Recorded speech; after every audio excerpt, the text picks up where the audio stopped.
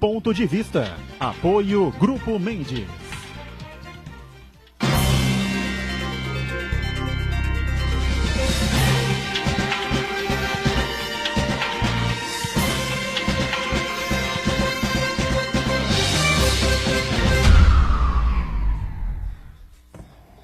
Olá, estamos começando aqui mais um Ponto de Vista, sempre neste horário da 1h30 da tarde, aqui pela Santa Cecília TV. O debate, a discussão, os temas importantes, não é, que formam a pauta aqui da cidade, da região metropolitana: saúde, educação, transporte público, meio ambiente, a segurança pública, enfim, temas diversos. E, claro, os assuntos importantes, não é, de nível nacional também. Agora, mais do que nunca, a data limite nesta quarta-feira para as inscrições no Tribunal Superior Eleitoral das chapas presidenciais, né, dos candidatos que vão disputar a presidência da República, os seus respectivos vices ou as suas vices, né, e também para o governo estadual, né. E hoje, é claro, a expectativa fica por conta da situação criada pelo Partido dos Trabalhadores, com os não sei quantos militantes pelas ruas de Brasília, ali próximos ao Tribunal Superior Eleitoral, junto com o pessoal do MST, do movimento de rua também, enfim, né? Para que o PT vai oficialmente inscrever a chapa Lula presidente, Haddad vice, né? E fica também a expectativa de todos, qual vai ser a reação da presidente do TSE, agora a ministra Rosa Weber, que para muitos, né, irá canetar já ou carimbar como não aceita, né, esta inscrição da chapa do PT. De qualquer forma, é mais uma confusão aí que a gente vai ter que enfrentar nesta pré-campanha. A campanha oficialmente começa amanhã, dia 16. Lembrando sempre que você tem uma reprise aqui na Santa Cecília TV, do Ponto de Vista, começa a partir das 20 horas, né? 8 da noite. Muito prazer, a gente recebe aqui Rivaldo Santos, ouvidor público aqui da cidade, participando com a gente nesta edição de quarta-feira aqui do Ponto de Vista. Prazer revê-lo, tudo bem, Rivaldo? Boa tarde, Edgar. Boa tarde, Marcão, Uriel. É um prazer aqui novamente estar presente. Não sou muito afeto aí participar de programas de TV, mas é um convite de um amigo, e convite de amigo a gente não recusa. É verdade.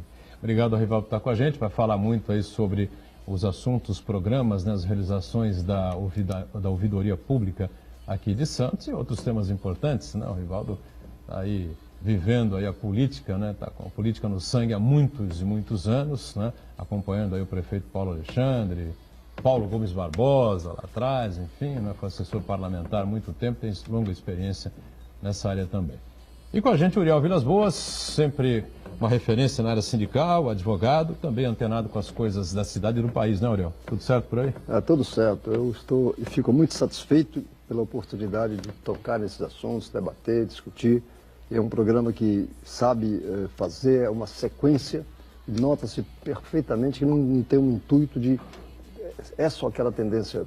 Isso é muito satisfatório, fico muito satisfeito, ainda mais com o Rivaldo, que é uma pessoa muito esforçada na área que trabalha, e também o nosso amigo Aldo, que é outra figura que mostra os temas que a gente deve discutir e debater. Muito obrigado mais uma vez pelo convite. Marcos Santana lá na ponta, conferindo sempre, acompanhando aí as redes sociais, transmissões nossas do Ponto de Vista e a sua sempre importante participação com a gente. Tudo bem aí, Santana? Tudo bem, boa tarde. O Rivaldo Santos não é muito afeito a participar em programas de televisão. Quem me conhece, eu não sou muito afeito a tecer elogios. Mas eu acho que quando um trabalho é muito bem feito, ele precisa ser reconhecido. E eu quero de público reconhecer a qualidade do trabalho do Rivaldo Santos, à frente da Ouvidoria Pública de Santos, que ele vem estreitando os laços entre a comunidade e o poder público, fazendo essa intermediação muito importante, o que é muito bom para a cidade de um modo geral. Eu quero cumprimentar você que nos acompanha ao vivo, convidar você a participar do programa, mandando sua pergunta, crítica, sugestão, pelo Facebook, Ponto de Vista, com Edgar Butrão, ou por e-mail, contato@pontodevista.tv.br. O programa também pode ser acompanhado ao vivo pela internet, santaportal.com.br/tv. As edições anteriores ficam disponíveis no nosso canal no YouTube, na nossa página no Facebook. E você que nos acompanha a reprise, às 20 horas, uma boa noite. Muito bem, a gente tem um mantra aqui, Rivaldo, todo dia eu alerto, né, o telespectador, que o programa ao vivo vai até as 2h30, né? E depois, até às 8, quando começa a reprise, né? Sabe-se lá o que é que pode acontecer na nossa combalida República Brasileira. Mas hoje não tem nem dúvida, né? Vamos ter aí passeata, gritaria, confusão lá em Brasília, evidentemente, porque hoje o PT inscreve a chapa Lula presidente, Haddad vice e o MST nas ruas. Então você já sabe, né? Na nossa reprise, evidentemente, né? A gente ainda não tem condições de afirmar o que é que aconteceu, o que é que houve por lá, né? Mas, até porque a inscrição deve ser por volta de 5 da tarde, 5h30 aproximadamente, que o limite, se não estou enganado, é 19 horas, né? Aldo Neto, companheiro jornalista, também com a gente mais essa edição do Ponto de Vista. Tudo bem, Aldo? Tudo bem, Edgar? Boa tarde aos amigos da mesa, público telespectador. Desculpe o meu leve atraso. E boa noite para quem vem na reprise. E Edgar, registrar da chapa vai ser. Então, novidade não. Hoje não vai ter nenhuma fora a festa do registro da chapa. Amanhã é que se deve ter. Eu estava ouvindo os companheiros falar no começo, elogiar o trabalho do Rivaldo Santos. É público a qualidade do trabalho dele. Está na tabela do Campeonato Brasileiro. Tudo que a Rivaldo Santos está na frente. Brincadeiras à parte. O Rivaldo realmente faz um excelente trabalho na prefeitura. É um funcionário público de carreira. Transformou a ouvidoria em algo que as pessoas veem, tem retorno. Impressionante. Nós estamos aqui, o Uriel, que talvez seja o cidadão símbolo da cidade, e que pode comprovar isso muito melhor que eu. Já deve ter adicionado a ouvidoria muito mais vezes do que eu, e deve ter tido o retorno sempre do Rivaldo, coisa que em tempos passados, em outras gestões, não acontecia. Então, parabéns, Rivaldo, pelo trabalho, e que a gente espera de uma ouvidoria é isso, é ouvir a reclamação do cidadão, cobrar uma resposta e dar a resposta, independente se o cidadão quer ou não, mas o que é de direito perante a lei e a responsabilidade do poder público. Muito bem, Rivaldo vai falar muito, né, sobre o trabalho importante que ele faz, e o Rivaldo é isso mesmo, né? O Rivaldo é um trabalhador nato, né? Cara que acorda cedo, dorme tarde, eu diria, não sei se é um workaholic, né? Chega assim, eu acho que o Rivaldo é um workaholic, né? Um workaholic, né? Trabalha muito, e o melhor de tudo, apresenta um trabalho de qualidade, né? Com produtividade, com resolutividade, o que é importante para todos nós, né? É o que costuma dizer o candidato do PSDB, Geraldo Alckmin, né? Não me canso de repetir, né? O que as pessoas querem? As pessoas querem retorno, objetividade, né? Não quero entrar lá com uma demanda para ser respondida daqui a 6 meses, entendeu? Não é possível uma coisa dessas, né? Como na área da saúde, na educação, enfim, né? O poder público tem que se modificar, se moldar a atender com prontidão e com qualidade, não é? As pessoas que dele necessitam, não é? Mas, Rivaldo, rapidamente, né, essa questão que envolve aí, as portas da campanha eleitoral que começa amanhã, evidentemente você tem um lado, não é? Coincidentemente é o meu também, mas faz parte do jogo. Aqui, democraticamente, o Uriel, filiado ao PCdoB, está acompanhando aí a sua ex-candidata Manuela Dávila, enfim, essa confusão toda. E o Brasil enrolado de novo num processo eleitoral, né? Edgar, eu entendo que esse processo eleitoral vai ser diferente, né? A gente percebe que a campanha vai ser muito curta, uma campanha de praticamente 2 meses pela frente, no máximo 3 meses, e vai ser uma campanha baseada no que o candidato vai oferecer para o país. Eu faço campanha há muito tempo, né? Trabalho com política, né? Desde 1997, quando eu comecei a assessorar o ex-prefeito Paulo Barbosa, pai do prefeito Paulo Alexandre, e a gente percebe como mudou o perfil do eleitor, né? O eleitor agora, ele está muito mais exigente, muito mais bem informado, e é um total descrédito com a classe política, né? Então, para conseguir o voto do eleitor vai ser muito difícil, vai ser muito complicado, né? Primeiro, que a campanha basicamente vai ser de TV, né? Então, o corpo a corpo, com raras exceções, vai ser uma regra muito pontual. Então, o eleitor vai ter que ser conquistado pela proposta. E quase todos os candidatos, ô Edgar, a gente percebe que tem uma proposta de recuperação do país. Mas até que ponto os candidatos vão oferecer uma proposta que atende os interesses do eleitor? Os caminhos para isso. A gente vê a Previdência Social, né? É inquestionável que a Previdência precisa de uma reforma. Hoje nós não conseguimos nem pagar a direito lá, os benefícios do aposentado se não é o governo a cobrir a diferença, o que se arrecada não cobre a despesa. E o eleitor está insatisfeito por quê? É desemprego, é corrupção, é denúncias. Então, eu acredito que essa campanha eleitoral vai ser aquela campanha do descrédito. Eleição por eleição, o Aldo também acompanha muito, é um especialista em campanha, o próprio Uriel também tem essa avaliação. A cada eleição, o eleitor vai perdendo a confiança. E isso me preocupa. A gente vê que tem candidatos que defendem propostas de uma ditadura militar ou de um governo, né, que não segue as regras da democracia. E tem adesão. E pessoas que a gente entende que são esclarecidas, que têm um bom nível de informação, começam a aceitar essa situação. É melhor colocar uma pessoa que vai fechar o Congresso, que vai governar sem os deputados, sem a classe política. Entendo, a classe política tem muito a pagar pelo que fez, pelo continuar fazendo, mas se a gente abrir mão da democracia, do parlamento, vai ser muito pior. E quem disse que no regime militar não tinha corrupção, está enganado. Acho que é até pior. Só que naquela época, se você fosse abrir a boca, você era morto. Hoje, eu vou dar um exemplo aqui, né, que é a minha situação aqui na ouvidoria, é a ouvidoria Transparência e Controle, e nós gerenciamos também o portal da transparência, o portal que permite o acesso à informação.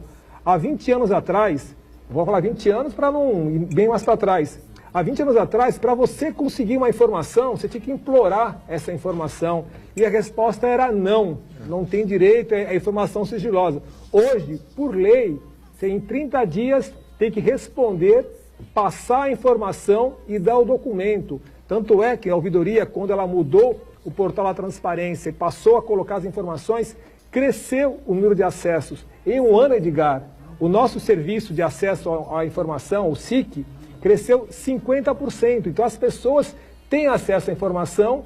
Hoje não é qualquer proposta que chega ao eleitor, ele aceita, porque ele consegue contestar. A própria classe de jornalistas também precisa melhorar. Eu sou jornalista, mas eu vejo que o jornalista também está muito acomodado, eles fazem matérias em cima de releases, eles não buscam contraponto na informação. Se o jornalista lesse diariamente o diário oficial da União, do Estado, do município, acompanhasse o que é publicado, teria todo dia um furo de reportagem, Edgar. Só que, infelizmente, as pessoas estão saindo da faculdade despreparadas, são pessoas que não têm um conhecimento técnico, pessoas que às vezes que têm um bom texto, mas ter um bom texto, falar bem, não é sinônimo de ser um bom jornalista. Então, Edgar, eu entendo que essa eleição, até respondendo o que você colocou, vai ser uma eleição que infelizmente, vai ser uma eleição onde o candidato vai ser escolhido por eliminação. O que é menos pior é que vai acabar assumindo a condição de presidente. Graças a Deus, eu acredito que nós temos um candidato preparado, o Geraldo Alckmin. Sim, as pessoas podem criticar o que ele fez, mas ninguém pode criticar a honestidade do Geraldo. O Geraldo é um candidato que tem uma história de vida, que tem uma história familiar, que é incontestável. Eu acredito que de todos que estão aí, é o mais preparado para o momento do país. O país não permite aventuras.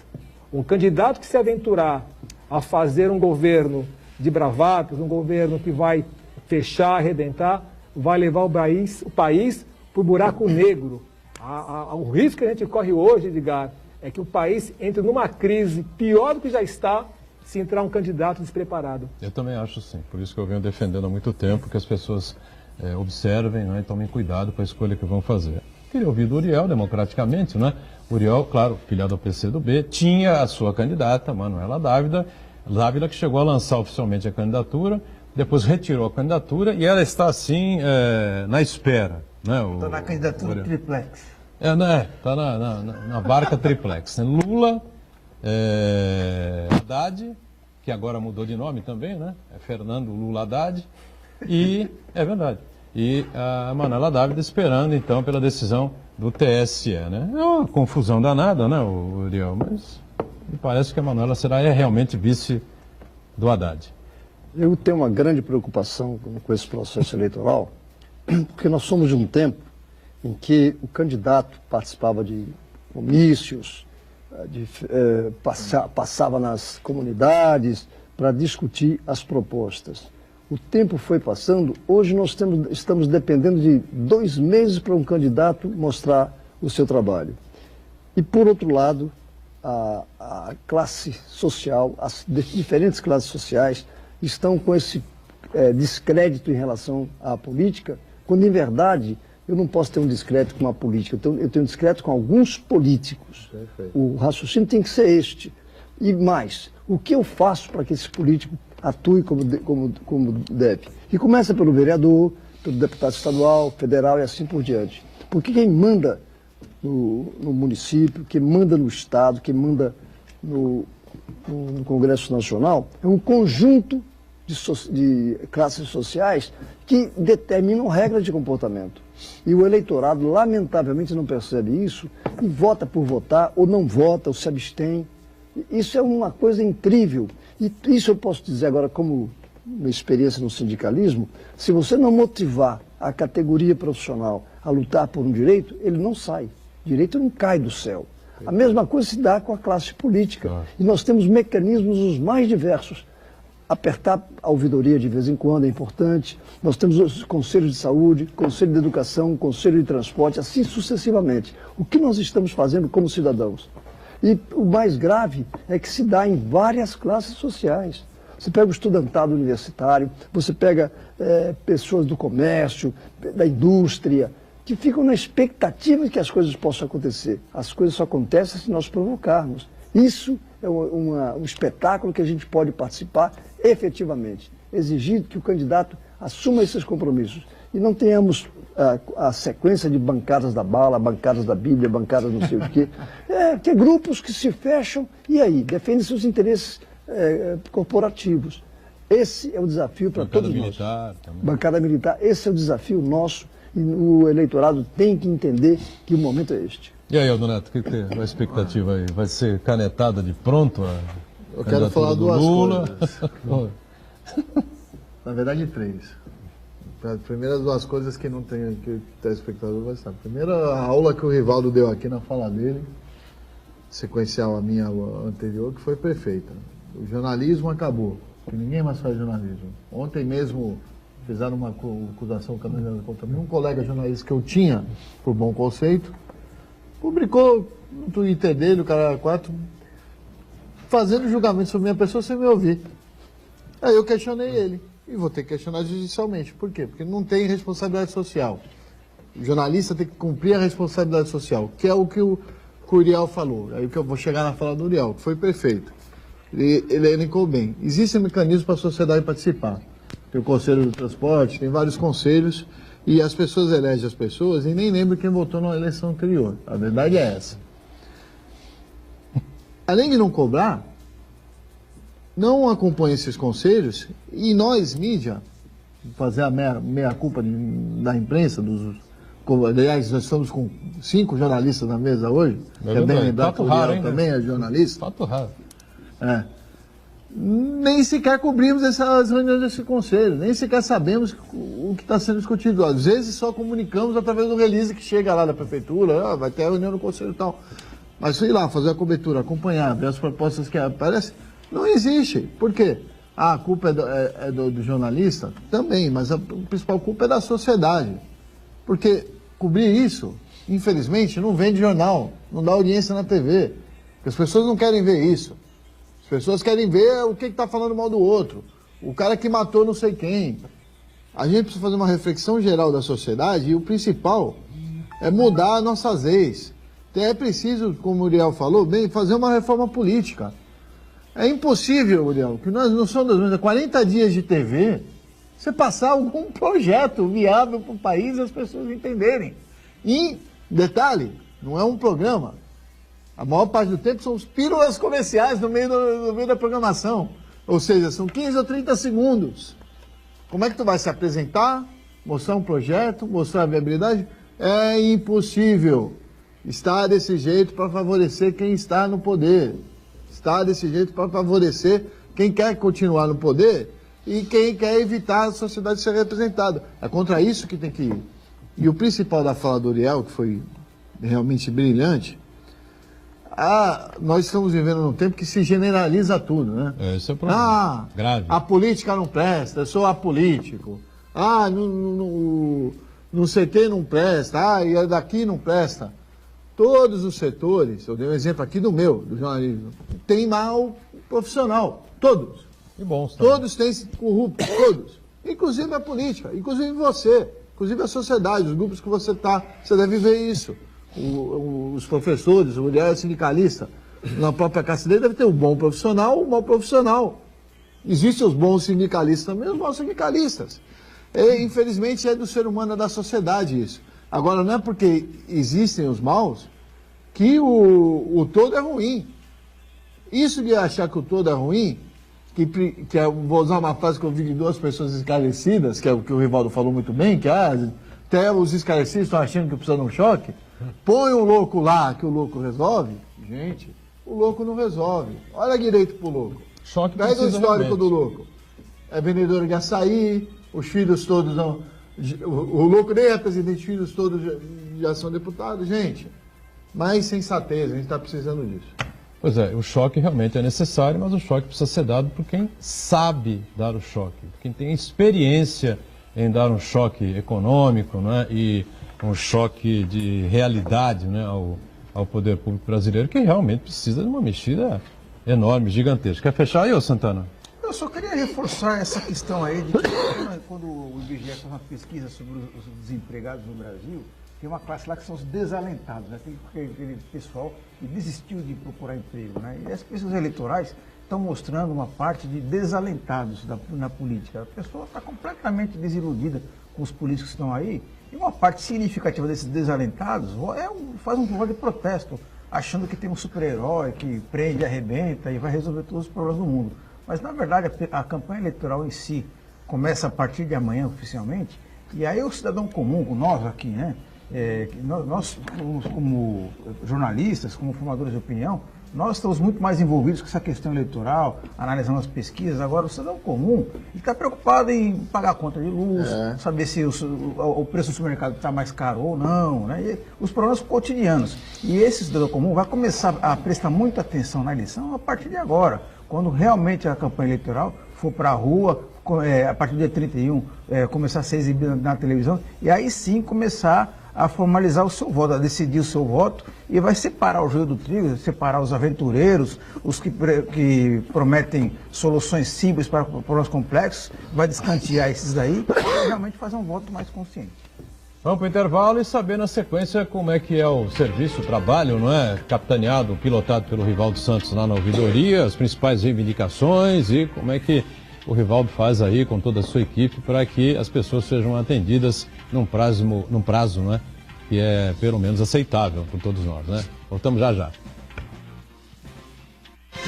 Existe um lugar em Santos onde você encontra os empreendimentos mais fascinantes da região. Um lugar amplo, aconchegante, feito para oferecer o melhor atendimento para você. Um lugar que reúne as melhores opções residenciais e comerciais nos bairros mais nobres de Santos. Um lugar que a gente nem precisava dizer, porque você já sabe. Central de Vendas Grupo Mendes, Rua Guaiaó 55, Aparecida. Venha fechar um bom negócio para abrir as portas do seu novo lugar.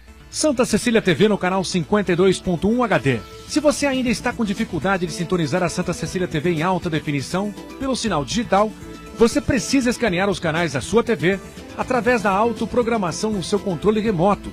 É bem simples e você sintoniza os nossos programas com qualidade digital de imagem e som sem pagar nada por isso. Santa Cecília TV 52.1.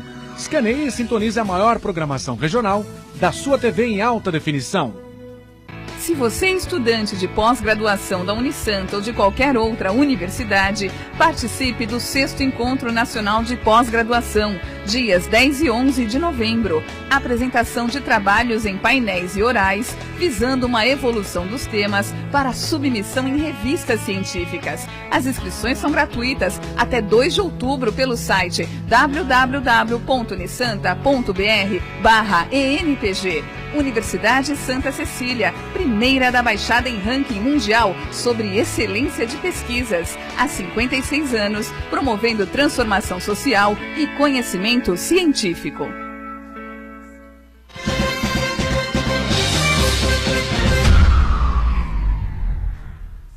saber disso aqui, Edgar. E volta aqui o ponto de vista com o ouvidor público de Santos, o Rivaldo Santos, com Aldo, Uriel e também o Marco Santana, né? Acompanhando aí as redes sociais. E claro, né, Rivaldo, a gente quer saber o bom andamento aí que vem tendo a ouvidoria, como é que as coisas vão caminhando lá, como é que a equipe está se virando, né, com as demandas que são grandes e as principais reivindicações do dia a dia. O que dá pra gente, o que dá para você destacar aí pra gente? Edgar, acho que o balanço é muito positivo, né? A ouvidoria de Santos, ela passou por uma grande transformação no ano passado. Eu acho que é um marco o decreto 7584 de novembro de 2016. Por que um marco? Porque antes, Edgar, o que acontecia? A pessoa ligava para a ouvidoria, fazia a sua ocorrência, esperava e não tinha resposta. Só para ter uma ideia, né? O tempo médio de resposta chegou a ser de 6 meses. Por que não tinha resposta? Porque não tinha um prazo de resposta, não tinha um compromisso em responder àquele cidadão. Esse decreto 7584, que foi um decreto que a ouvidoria pediu ao prefeito, o prefeito Paulo Alexandre Barbosa entendeu que era necessário colocar um prazo, impôs esse prazo ao governo, é um prazo obrigatório, de 3 a 20 dias. Hoje a ouvidoria tem um tempo médio de resposta de 21 dias.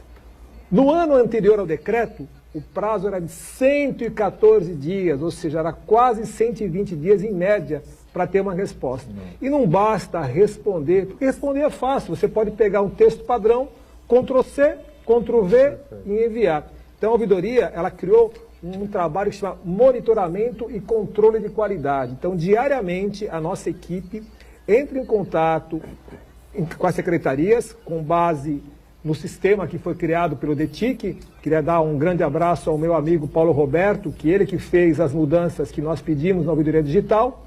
E esse monitoramento entra em contato e cobra a resposta. O próprio sistema, ele já envia um alerta para a secretaria dizendo que aquela resposta está pendente, que ainda não foi respondida. E quando a resposta é enviada e não atende à informação que está sendo buscada pelo cidadão, nós pedimos para que faça a correção da resposta.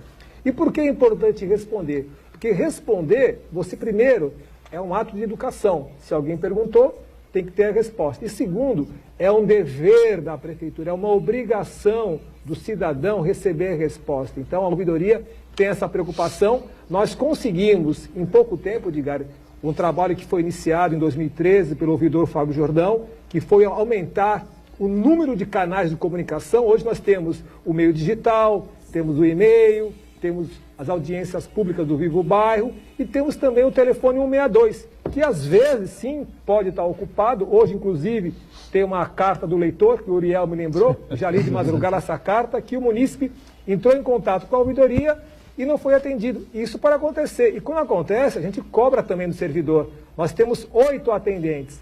4 pela manhã e 4 pela tarde, das 8 às 18 horas. Mas temos também a ouvidoria digital. Basta você entrar no Google, colocar Ouvidoria Santos, faz a ocorrência pelo celular. Inclusive o Marco Santana me procurou um dia desse, falou: Marcão, não precisa procurar o ouvidor. O ouvidor aqui não é para pegar e atender casos pontuais.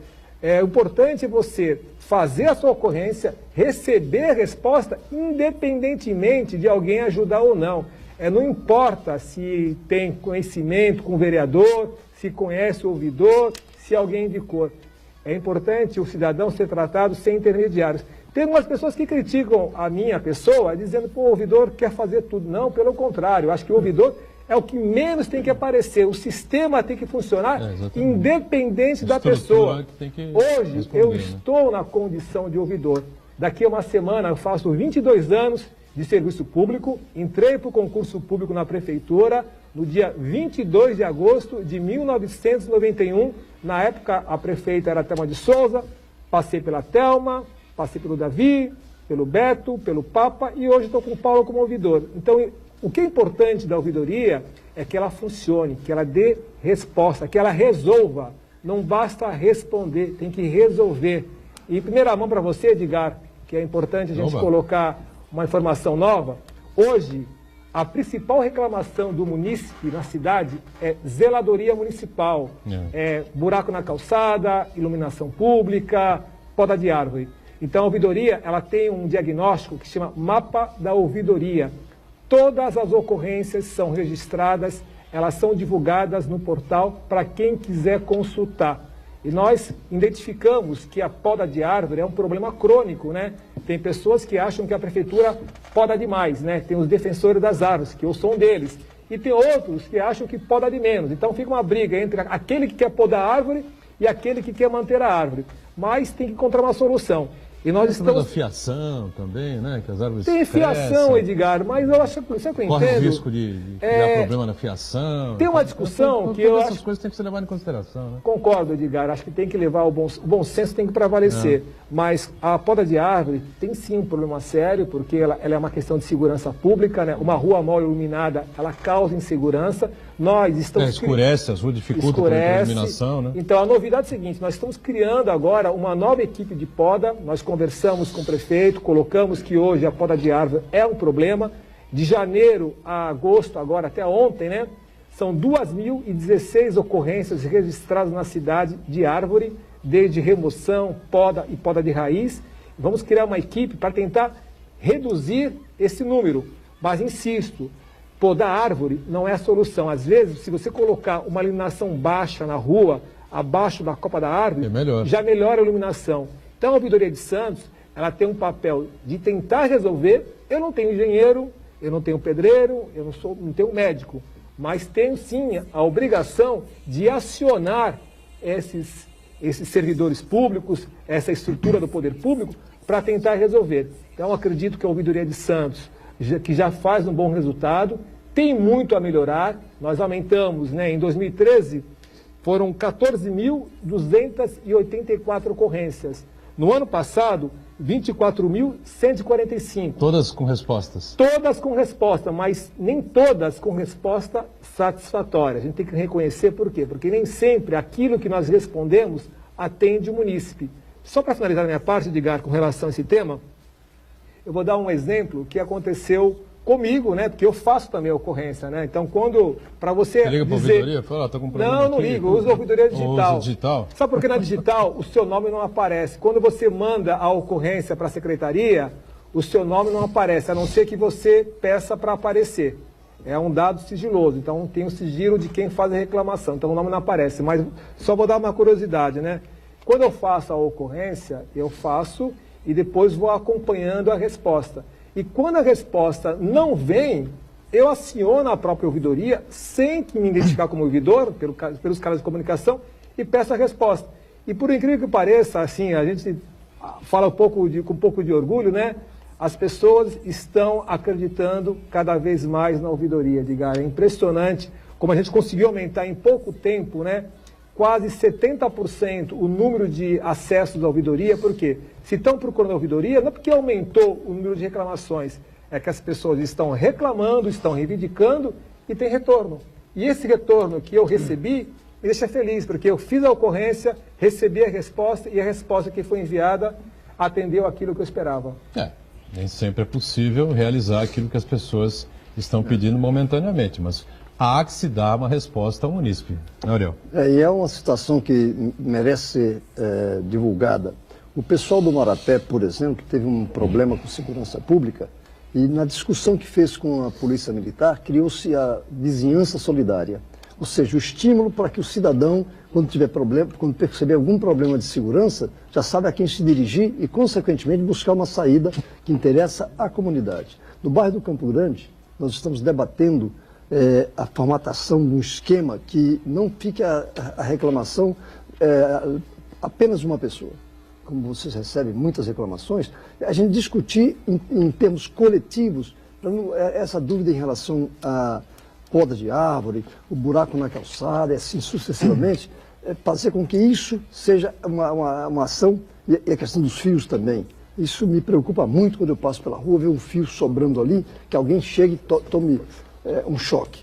Então, é preciso que a gente tenha, o Rivaldo, e o trabalho de vocês é especial, merece toda a atenção, mas que a gente tenha formas de fazer a comunidade agir como comunidade e não como indivíduo. Porque senão a questão fica muito isolada. Verdade. E a Associação de Moradores do bairro da Pompeia, por exemplo, faz reuniões para debater, discutir como questão do morador de rua, e assim sucessivamente. Pode esperar que não vai demorar muito, nós estaremos lá agindo como comunidade para levar os problemas que nós tivemos no nosso bairro. Verdade. Diga, Aldo. Espetacular o Uriel, né? Ele acompanha o bairro dele, o Campo Grande, o Marapé, a Pompeia. São nos 12 Uriel da cidade, aí a gente ajudava a administração e o prefeito. Novamente fala ali do Rivaldo, é interessante essa fala sobre a poda, porque realmente é uma discussão que precisa ter na cidade. Eu sei que o prefeito parece que vai acabar com a fiação aérea, tem um projeto aí para reduzir bastante. Para fazer uma fiação subterrânea, o que é interessante resolve já esse problema de fiação. Mas não é só isso, né? O FAAVRE está presente na sociedade, nos traz inúmeros benefícios, mas também traz preocupações. Em caso de enchentes, em caso de a árvore pode cair na cabeça de alguém se não tiver um acompanhamento específico de profissionais da área da biologia, para ver se a árvore está com saúde, se a árvore está com... Então, a poda é muito além de ir lá e podar a árvore, é também esse tipo de acompanhamento. E é difícil você atender todo mundo aqui na cidade de Santos. Eu lembro de uma passagem de um colega jornalista que tem a ver com outra causa que incomoda a cidade, que não é as árvores, mas é a defesa animal, que uma dessas defensoras da causa mandou um e-mail para tudo quanto é redação, dizendo, olha, na rua XYZ tem um morador de rua com cachorro, precisamos ir lá tirar o cachorro dele. Como se o cachorro fosse mais importante que a pessoa que estava na rua. Né? Cuidado com essas coisas. É difícil você mediar tantos interesses, ouvir e resolver. Às vezes você não consegue resolver, porque não é o que a lei determina, ou até a prefeitura não tem essa capacitação e nem essa obrigação. Como é que você lida com esses casos, Rivaldo? Você entrou num ponto importante, que até eu falei com o Boturão, antes de começar o programa, que a gente poderia abordar. É a mediação de conflitos. Mediadoria, isso que você criou lá? Então, no ano passado, nós criamos a Sala de Mediação de Conflitos. Essa sala visa justamente tentar resolver por meio do acordo. Não adianta você, às vezes, ficar brigando eternamente, procurar a justiça, e isso não traz uma solução pacífica. Porque a coisa que o problema continua lá, né? Porque, às vezes, você resolve, mas não pacifica. E quando você não pacifica, você cria uma inimizade. Então, você tem dois vizinhos brigando por um problema comum. Se você não tentar buscar um acordo, buscar uma conciliação... Mas um acha uma coisa, outro acha outra. Mas você pode criar o consenso por meio do quê? Da conversa, do diálogo. Sim. Nós criamos no ano passado a sala de mediação, já fizemos 300 mediações, 80% das mediações foram resultadas em acordo, ou seja, as partes saíram satisfeitas. E agora em junho, no dia 21 de junho, Santos criou a Mediadoria Municipal. O que é uma mediadoria municipal? Um espaço aconchegante, um espaço preparado para receber as pessoas que estão em conflito. E não só o cidadão, também o poder público, Uriel. Você que é uma pessoa que é muito crítica com relação, às vezes, né, essa falta de iniciativa do poder público, muitas vezes o que existe é o famoso jogo de empurra, né? Não é minha secretaria responsável, nem a minha, nem a de ninguém. E quem paga o preço?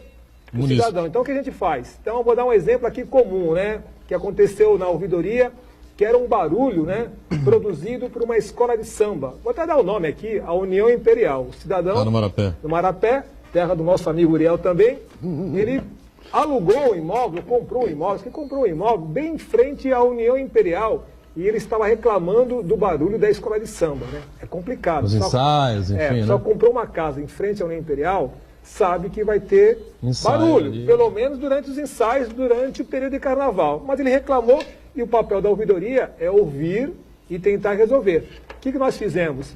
Chamamos a diretoria da escola de samba, que por sinal é muito parceira da prefeitura. Mas tem um horário aí, né, Rivaldo? Limite, né, para se fazer. Tem um horário de limite, né? Sim, mas meia-noite, acho. Tem um horário de limite, mas tem um bom senso. No caso do Marapé, a União Imperial está lá há muito tempo e a própria comunidade gosta da escola de samba. Claro. O que não justifica são os abusos. O que acontecia? Acabava o ensaio e ficava na porta do morador os ambulantes com carro de som bagunçando. Então, o que nós fizemos?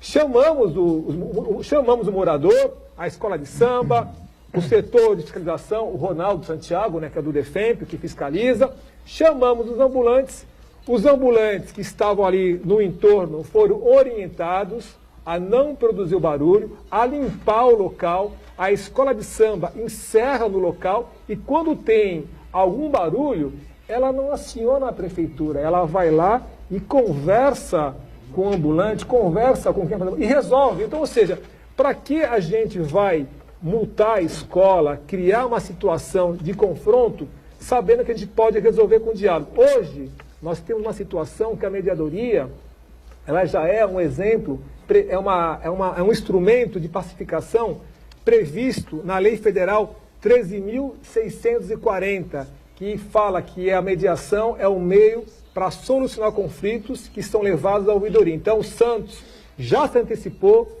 desde 2017, tem a sala de mediação e agora em junho inovamos, é um espaço que fica no Paço Municipal, a mediadoria municipal é uma sala que recebe várias pessoas, faz os acordos e esses acordos são públicos. Tudo que a mediação resolve fica público no portal da Transparência. Então, o futuro, na minha opinião, o futuro da ouvidoria é a mediação. A mediação está dentro da ouvidoria. Dentro da ouvidoria, sim. Mas eu queria fazer uma observação. Até onde a ouvidoria pode agir contra motos barulhentas a qualquer hora do dia, carros, da noite, que é pior. Da noite, carros e caminhões, porque eu não sou contra o sujeito utilizar este veículo, não é nada disso. Mas até onde pessoas que não têm a devida atenção... Hospitais.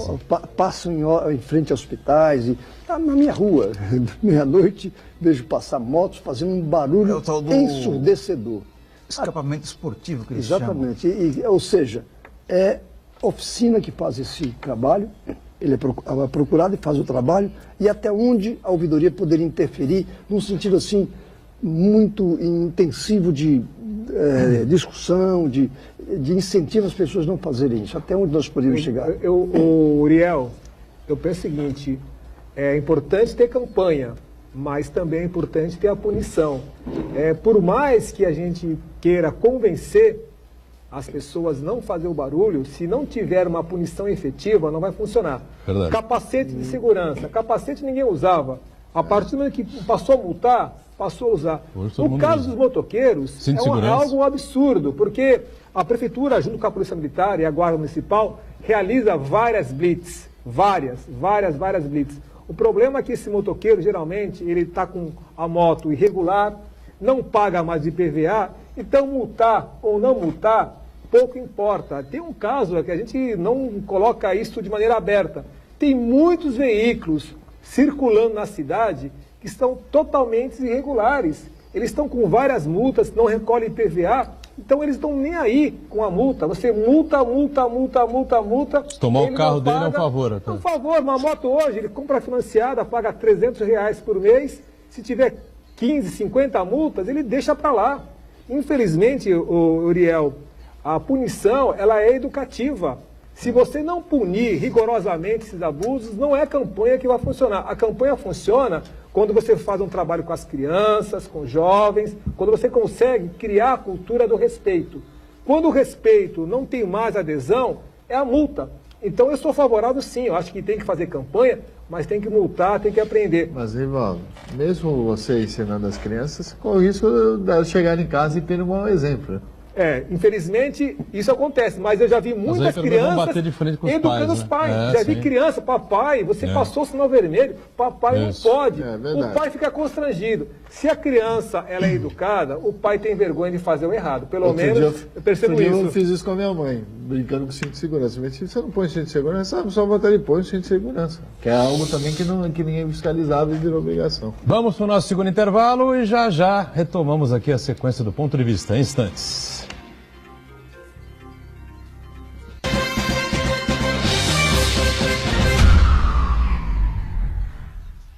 Existe um lugar em Santos onde você encontra os empreendimentos mais fascinantes da região. Um lugar amplo, aconchegante, feito para oferecer o melhor atendimento para você. Um lugar que reúne as melhores opções residenciais e comerciais nos bairros mais nobres de Santos. Um lugar que a gente nem precisava dizer, porque você já sabe. Central de Vendas Grupo Mendes, Rua Guaiaó 55, Aparecida. Venha fechar um bom negócio para abrir as portas do seu novo lugar.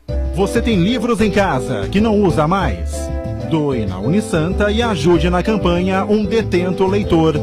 Todos os livros doados serão encaminhados para o Sistema Prisional de São Vicente. Uma campanha da Unisanta com o apoio da Santa Cecília TV. Com o mercado de trabalho cada vez mais exigente, é preciso estar sempre atualizado. Na Universidade Santa Cecília, você pode fazer cursos livres, extensão, aperfeiçoamento, especialização lato sensu, MBA, mestrados e cursos empresariais personalizados. Cursos inéditos presenciais e à distância. Faça pós Unisanta, ganhe até 25% de desconto na mensalidade. Inscreva-se já, unisanta.br/pós-graduação.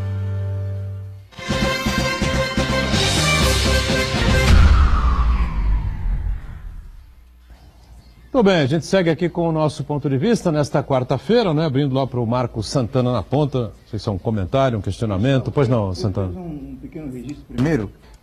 Nós somos muito da lei da transparência e a gente tem que render nossas homenagens ao Cláudio Weber Abramo, que acabou de falecer essa semana. De domingo à noite, na verdade. Filho do jornalista Cláudio Abramo. Cláudio Weber Abramo. Cláudio Weber Abramo, ele era presidente da ONG Transparência Brasil. Ele foi um lutador incansável em busca da transparência dos dados públicos, que motivou a criação da lei da transparência, a lei de acesso à informação. E outra coisa que eu acho que é importante registrar, o trabalho do Rivaldo Santos, é que ele conseguiu implementar na Prefeitura de Santos a cultura do servidor público de prestar contas à população, né? Porque muitas vezes o município chegava, passava pela rua, via um buraco na rua, via um problema da poda de árvore, o prefeito não está cuidando da cidade. Quando na verdade o prefeito tem grandes preocupações muito maiores e não vai se preocupar apenas com aquele buraco específico de rua.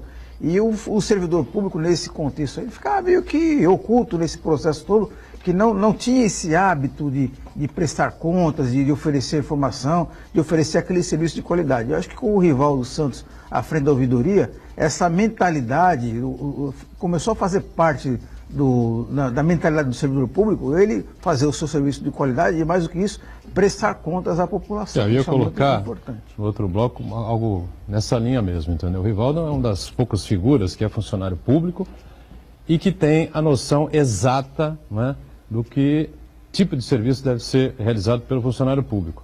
E muitos, né, com todo respeito aos funcionários públicos, que lamentavelmente se julgam donos do cargo, né? Ou que acham que a prefeitura é deles. Não, temos que fazer aqui, segurar aqui, para cima do prefeito e tal, não sei o que, fazer a nossa política. Não é verdade. Eu falei para os dois sindicalistas que estiveram aqui no programa, Marco Santana é testemunha do que eu disse. Os dois presidentes dos sindicatos, os dois sindicatos aqui da gestão pública de Santos, né?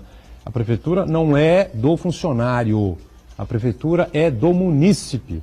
Quem sustenta a prefeitura, quem paga o salário do funcionário público é o munícipe. Ele precisa ser atendido da melhor maneira possível. Não dá para fazer aquilo que ele pretende, não dá para cortar a árvore naquele momento, não dá para recapear a pista, enfim. A prefeitura tem aí, nós estamos vendo uma crise monumental há 4, 5 anos que pegou todo mundo aí, todo mundo tentando se virar de alguma maneira para evitar situações piores. Mas o Rivaldo é uma das figuras dessa administração, né? Não é só o Rivaldo, muitas pessoas no governo do prefeito Paulo têm aí essa linha de conduta, mas essa é a realidade. O munícipe está aí para servir, o munícipe está para ser servido pelo funcionário público. Isso não quer dizer que a pessoa pode entrar lá destratando todo mundo e meter o pé na porta, não é nada disso.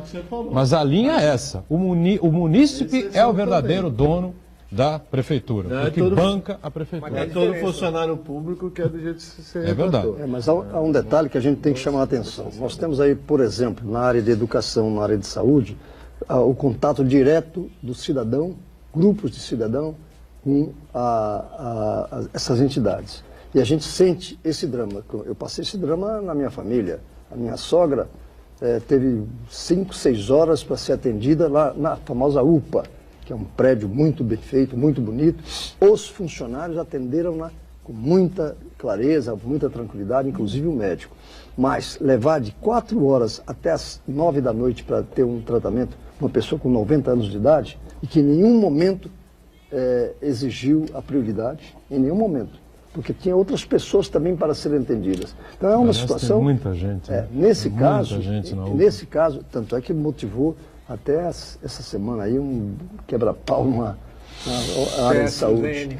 Porque a pessoa está doente, está sem problemas, e chega lá a desabafar e deve ter recebido uma resposta inadequada e aconteceu o incidente. Mas nesse aspecto, esses funcionários precisam ser citados no sentido positivo. A gente até compreende.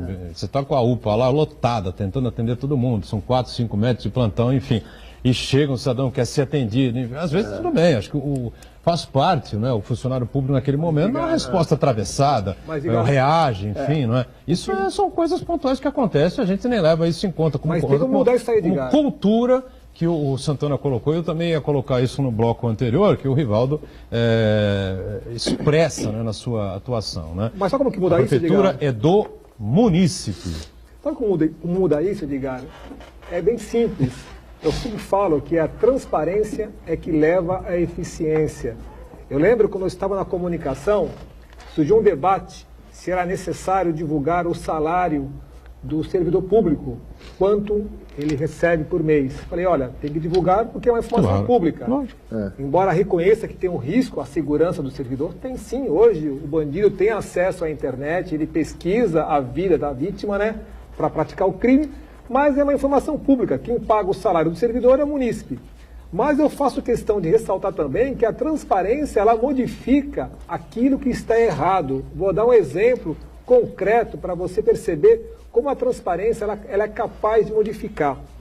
Quando nós começamos a divulgar as informações no portal da transparência com relação às respostas que eram enviadas, o tempo de espera de um serviço de exame, tem exame que demora 1 ano, tem consulta que demora 6 meses, nós passamos a colocar o problema de maneira clara. Então, esconder a informação, não passar a informação, esconde um problema. Então, quando você responde, dizendo para o munícipe, você fez um pedido de exame, você é o número 1.500, a expectativa de você ser atendido, em média, é de 8 meses.